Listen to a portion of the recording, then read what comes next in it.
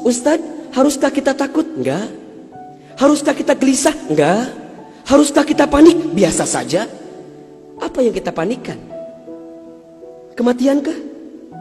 Bukankah setiap orang pasti akan mati? Bukankah setiap kita pasti akan menjemput yang namanya kematian? Orang beriman itu tidak takut mati. Orang beriman tidak cari mati. Orang beriman tidak gelisah dengan mati.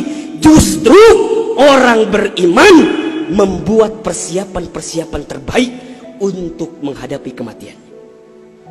Maka mohon maaf lahir batin, virus corona barangkali ini cara Allah untuk ngingetin manusia bahwa kita semua akan kembali kepada Allah Subhanahu wa taala. Wala nabluwannakum bisyai'in minal khaufi wal ju'i wa naqsi minal amwal wal anfusi was samarati wa basyiris sabirin. Tugas kita hanya sabar menghadapinya. Bagaimana cara sabarnya? Tentu ikhtiar. Bagaimana Kemenkes memberikan peringatan kepada kita barangkali? Rajin cuci tangan di waktu yang sekarang dengan sabun. Yang sakit, yang batuk, yang pilek menggunakan masker. Kurangin bersentuhan dengan orang-orang yang sekiranya sedang punya penyakit.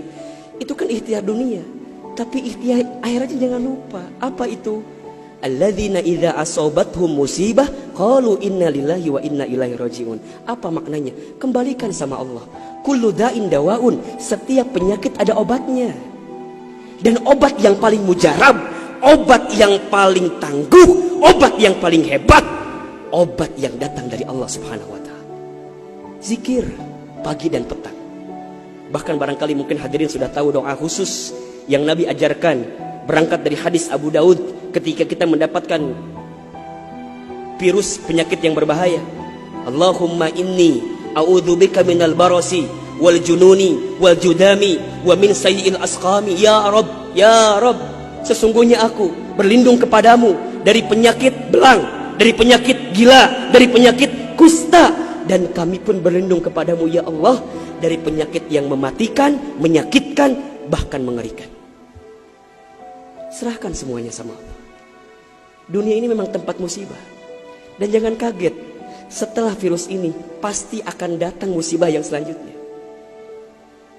Kemarin di Sukabumi baru gempa. Sebelumnya ada lagi longsor. Sebelumnya banjir. Memang tempatnya ujian, tempatnya musibah. Mohon maaf kalau kita hidup di dunia gak mau dikasih musibah, yang hidup di dunia. Memang itu cirinya. Maka lihat ciri yang keempat. Apa itu Ustaz? Dunia ini al-makanul ibadah. Dunia tempat ibadah. Orang akan semakin kuat menghadapi setiap musibah jika baik ibadahnya. Semakin hebat ibadahnya, semakin kuat hati untuk menghadapi setiap ujian itu. Semakin baik dia mendekat kepada Allah, maka semakin dekat jawaban jalan keluar dari setiap persoalan yang datang dalam kehidupan. Maka lihat surat Al-Mulk ayat 2. Alladzi khalaqal mauta wal hayata liyabluwakum ayyukum ahsanu amala wa huwal azizul ghafur. Dialah Allah yang menjadikan kematian dan kehidupan. Bahasa lainnya, dialah Allah yang menguji kita dengan sesuatu yang menyedihkan dan yang membahagiakan. Sebagai apa? Liyabluwakum, sebagai ujian untuk kamu sekalian. Apa yang Allah lihat? Mohon maaf, yang Allah lihat bukan ujiannya, tapi yang Allah lihat adalah ayyukum ahsanu amala.